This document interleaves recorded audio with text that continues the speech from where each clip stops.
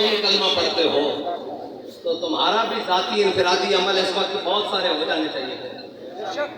बस इसका तो दूसरा हल है ही कोई नहीं। और दूसरा अगर उसका जाती है तो फिर तुम्हारा भी तो जाती खालिद इब्न वलीद वाला होना चाहिए। तुम्हारा साथी अमल भी तो उमर बिन खत्ताब वाला होना चाहिए। तुम्हारा साथी अमल भी तो जनाब गाजी इल्मुद्दीन वाला होना चाहिए। तुम्हारा साथी अमल भी तो आमिर अब्दुर्रहमान शिमा वाला होना चाहिए।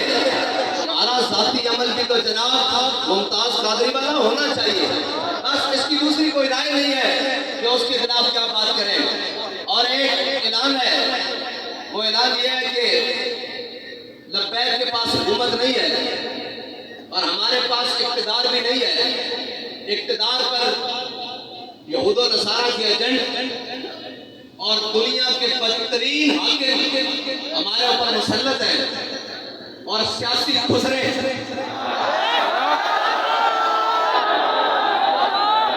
वो हमारे ऊपर मुसल्लत हैं और जिनका न दीन है न ईमान है, वो सिर्फ और सिर्फ इक़्तिदार की हवस में अपना सब कुछ बेचने के लिए तैयार हैं। उन्होंने पूरी कौम की इज्जत भी बेच डाली है। मेरा ऐलान पहला तो यह है कि इंशाअल्लाह इतवार वाले दिन ज़ोहर से असर तक पाकिस्तान की हर बड़ी शाहराह पर लब्बैक वाले बैठेंगे, इसलिए कि हमारे पास इक़्तिदार नहीं है। आपने घर से मसल्ला और कुरान लेकर आना है।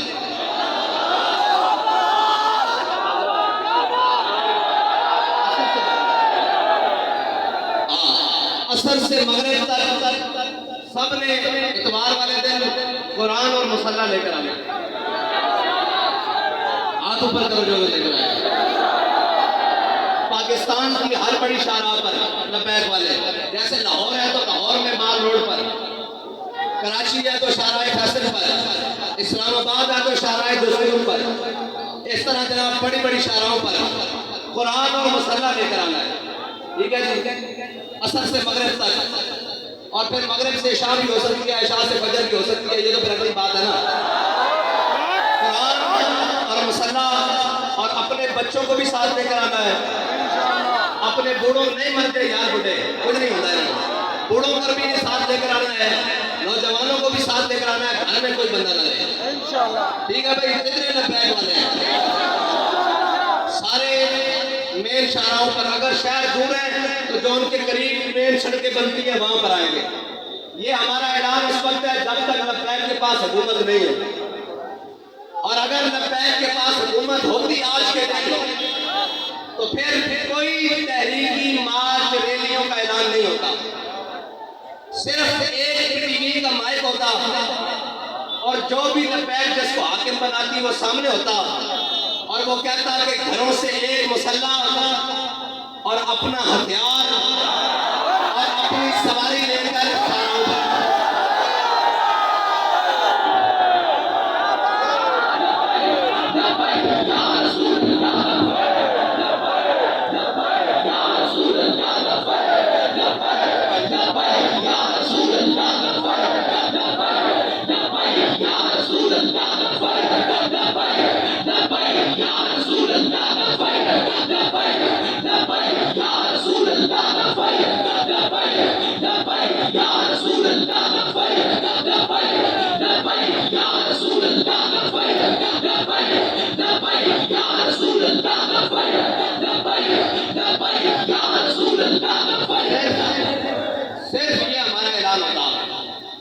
अपना हथियार अपना मुसल्ला और सरों पर पगड़ियां तो हमने बांधी इसलिए है कि वो कफन के लिए, ऐसे भी सफेद सूट पाते हैं, वैसे भी शहीद तो जिस हालत में भी चला जाए। और अल्लाह की कसम, ये यूरोपीय यूनियन नेटो की बात करते हैं, पूरी दुनिया इनके कदमों में आ जानी थी। अगर ये ऐलान आज भी कर दे कि तमाम मुसलमान जो चाहते हैं कुरान की इबादत हो तो अपना मुसल्ला बाईं बगल में और अपना हथियार दाईं बगल में और हाथ लब्बैक के नारे साथ बुलंद करते हुए बाहर आ जाए।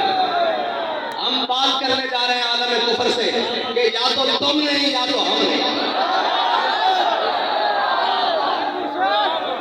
ये है इलाज, इनका और कोई इलाज नहीं है। कि कुरान, बाबा जी पहले भी कह गए हैं कि कुरान इसलिए जलाते हैं कि तुम मलूम हो, तुम हाकिम पे शर्म हो, वरना यार एक इसराइल, इतना सा इसराइल आज उन्होंने इस बात को शामिल किया है कि ठीक है जी मुसलमानों का भी एहतजाज, लेकिन हम इसको इसलिए नहीं चलने देंगे कि जनाब इसमें तौरात और यहूदियों की तौरात और इंजील है जी, ये सारी इसका भी जलाने का उन्होंने ऐलान किया है। लिहाजा हमसे बात इसराइल के सफीर ने की है, हम आइंदा के बाद इसकी इजाजत नहीं देंगे, इसको गैर कानूनी करार देने लगे हैं। डूब के मर जाना चाहिए पूरी उम्मत मुस्लिम, पूरी उम्मत को डूब के मर जाना चाहिए, इसलिए कि उनका एक सफीर के चंद लफ्ज वो काम कर गए जो पूरी 1.5 अरब मुसलमान नहीं कर सकते। इकबाल कहता है हिफ्ज़े कुरान अज़ीम आईने तुस, इकबाल कहता है कुरान की हिफाजत ये तेरा पहला आईन है, इस्लाम का आईन है। हिफ्ज़े कुरान अज़ीम आईने तुस, ये तेरा पहला आईन है। और हरफ़े हक़रा फाश वतन, कहता है जब भी हक की बात आ जाए सरे बाजार करना ये तेरा दीन है, ना तो आईन है। अब पूछते हैं लब्बैक वालों का आईन क्या है? आज के बाद आपको हमारा आईन पता लग गया है। अगर लब्बैक के बाद पास हुकूमत आई और अगर किसी ने ऐसी हरकत की तो हमारा इलाज देखिए,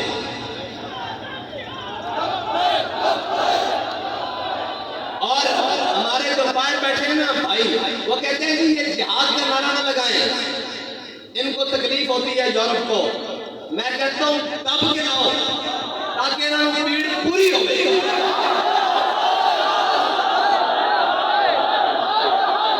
अल जिहाद अल जिहाद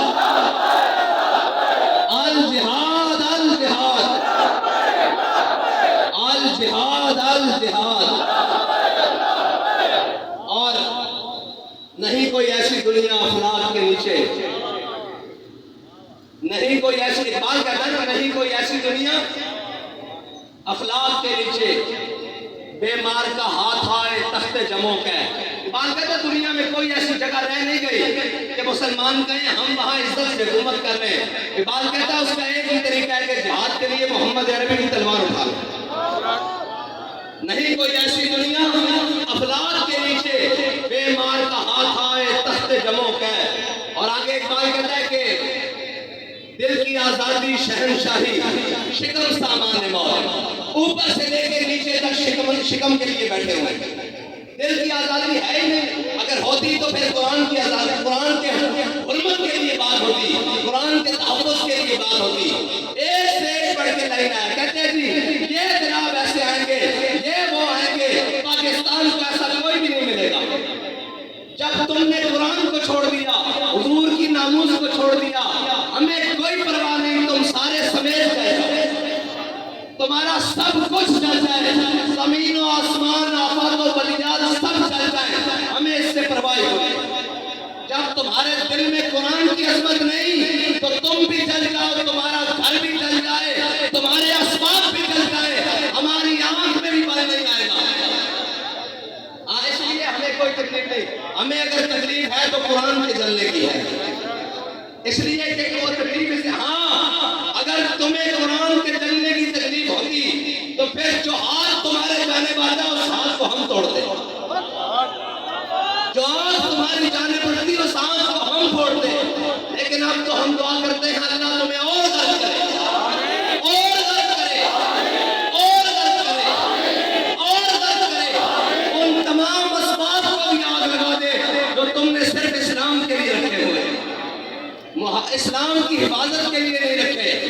और मैं तो ये कहता हूं कि ये सब हम सब भी मर जाए और हम सब भी गर्क हो जाए अल्लाह की किसी अजाब में, अजाब ही आएगा ना हम पर जब हम मुआफ़िज़ कुरान नहीं है। क्या करें भाई, सब सुबह उठकर सबको इज्जत कुरान की वजह से मिली। बाबा जी जब कुरान की बात आते थे फरमाते थे झलिया सारी गल्ला बाद घरों से कुरान पढ़ने निकले से 1974 बाबा जी फरमाते सब ने तो पहले कुरान घरों पढ़ा निकले सा। वो क्या मौलवी, वो क्या पीर, वो क्या उफाज, वो क्या कारी, वो क्या अवाम, वो क्या जनाब, सबको इज्जतें कुरान की वजह से मिली। किसी का बच्चा कुरान की वजह से ठीक हुआ जनाब, किसी को शिफा कुरान की वजह से मिली, किसी को हिदायत कुरान की वजह से मिली, किसी को ईमान कुरान की वजह से मिला, किसी को इस्लाम कुरान की वजह से मिला। सारा कुछ कुरान के वजह मिलने के बाद जब कुरान की इज्जत की बारी आई है तो हम सब बेशर्म बन गए, सब बेशर्म बन गए। इसमें दूसरी राय है ही कोई नहीं। क्या करें, क्या करें? एक ही हल है कि हम सब मर जाएं और डूब कर मर जाएं। यार एक इसराइली की बात, एक सफीर की बात स्वीडन को रोक सकती है तो 1.5 अरब मुसलमान कोई नहीं, कुछ भी नहीं। ये झूठ है कि पाकिस्तान का नाम भी, ये रियासत का सब फ्रॉड, 57 इस्लामी ममालिक सब झूठ, 1.5 अरब मुसलमान सब धोखा, कुछ भी नहीं है। अगर होता तो आज कुरान को सरेआम ऐसे कोई न चलाता। और यार बारिशमान ये चीज़ें भी इस तरह लावारिस करके चलाना ये बात नहीं है। बस हमारी बात इतनी है, हाँ आपने आना है और हम क्या कर सकते हैं? कुछ भी नहीं कर सकते। क्या वो सारे मलून अब तो ये था ना कि आज के दिन कहते हैं यौम तकद्दुस मनाना है। मैंने कहा तुम तकद्दुस को छोड़ो, 365 दिन भी मनाओ तो कोई फर्क नहीं पड़ता। तकद्दुस तो हुआ है कि हमारा बच्चा भी कुरान को सीने से लगा के रखता है। तकद्दुस तो यहाँ से शुरू होता है ना, ऊपर तक जहाँ तक मर्जी ले जाओ। उसके निफाज की बात करो, तुम आज के दिन सिर्फ 1 मिनट के लिए नेवल चीफ भी बुला लेते, आर्मी चीफ भी बुला लेते, विधायक का चीफ भी बुला लेते, सारे आईजीज भी बुला लेते, रेंजर के सरबराह भी बुला लेते, सारी जनाब एफसी के सरबराह भी बुला लेते, सारे वजीर भी बुला लेते और सारे हाथ में आज कलेक्शन को पकड़कर सफीर को बुलाते स्वीडन को। उसको कहते हो, तुम कहते हो कि जनाब हमने उसको आज़ादी दी रखी है, शख्सी आज़ादी, हम मजम्मत करते हैं लेकिन उसकी शख्सी आज़ादी है। लो आज हम तुम्हें ये बता रहे हैं कि हमने कुरान की हिफाजत का जिम्मा अल्लाह ने हमारे लिए लगाया है। हम जब तक कुरान की हिफाजत नहीं होती हम तुमसे जंग जारी रखते हैं। 1 मिनट की बात थी, 1 मिनट की बात थी, 1 सेकंड की बात थी, लेकिन कोई नहीं, ना कोई बात करेगा। हम जनाब मजम्मत करते हैं। मैंने कहा मजम्मत की जरूरत नहीं, जब मुरम्मत की ताकत हो तो मजम्मत हैसियत ही कुछ नहीं रखती। मुसम्मत तो शाह साहब ने कहा ईसाई भी कर रहे हैं, मुसम्मत तो यहूदी भी कर रहे हैं, मुसम्मत तो पारसी भी कर रहे हैं, मुसम्मत तो हिंदू भी कर रहे हैं। तुम्हें अल्लाह ने इसलिए नहीं ताकत दी थी, तुम्हारा काम था तुम मुरम्मत करते। हाँ, जिस तरह उनकी मुरम्मत की है जिन्होंने तुम्हारे घर को जलाया।